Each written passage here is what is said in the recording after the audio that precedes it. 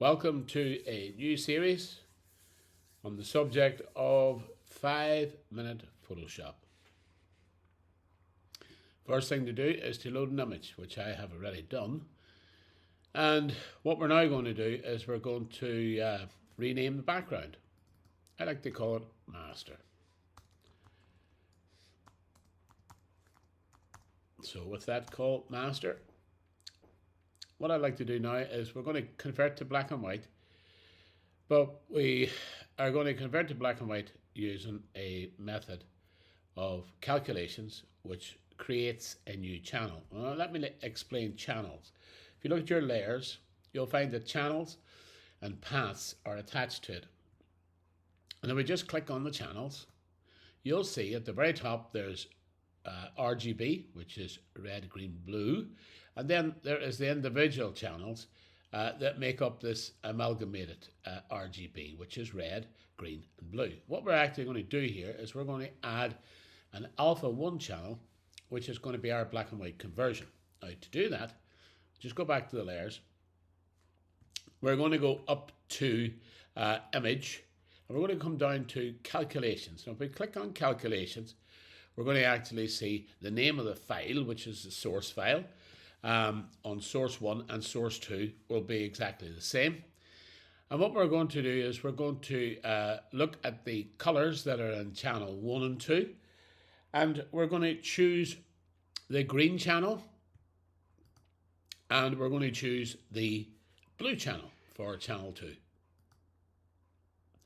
And when we look at the blending mode, we're going to use the blending mode of multiply, because multiply gives us a very good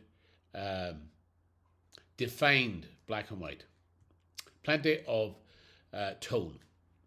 So we're just going to say OK to that.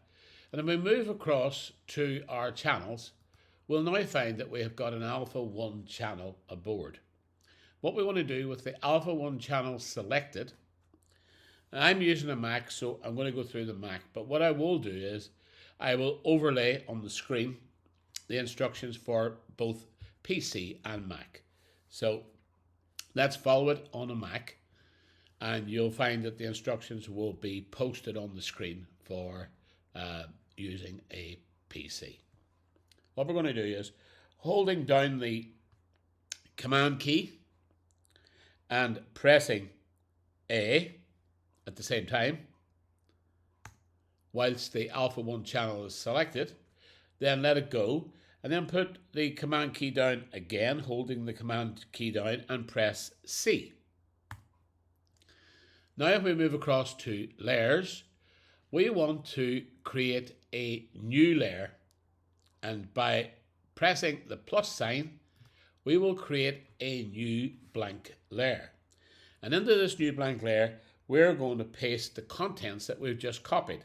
So if we press Command and V, you will now find that the alpha channel has now been copied across to a new layer, and that new layer is the black and white layer. Now you may want to twig it by going down to the adjustments, and the little half moon is your adjustment layer. And in the adjustment layer, what you can do is you can use levels or curves. I'm going to use levels. So if I click on levels, I'm just going to bring my further point over to join here. And you can see that that's brought a little bit of brightness into the sky. And if I move my mid-tones just slightly back, and I am happy with that. At that particular stage, I'm just going to close that off. Now, what we now have got is, let's just name these. Let's keep it nice and simple. And this is our black and white.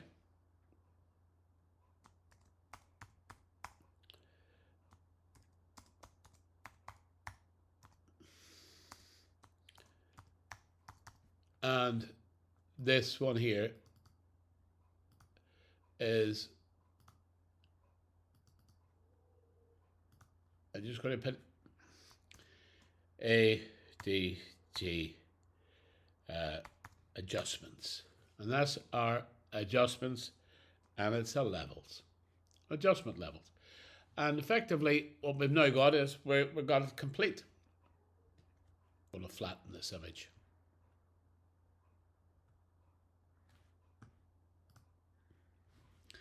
And I'm going to go, after flattening the image, I'm going to go to my view.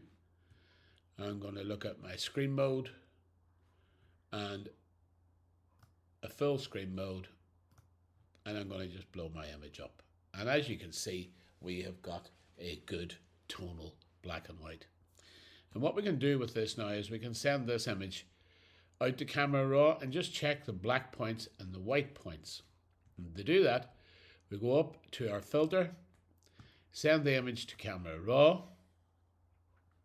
When we're in Camera Raw, I'm looking to pick an area that's black, and as you can see, as I pick this black area, in the darkest black area, you'll get 0, 0, 0, which tells me that that is a perfect tonal black and white.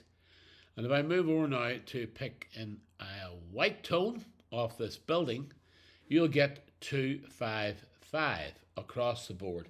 And that tells me that that is a perfect white. So therefore, in between the white and the black, we will have 256 variations, which is a good tonal black and white result.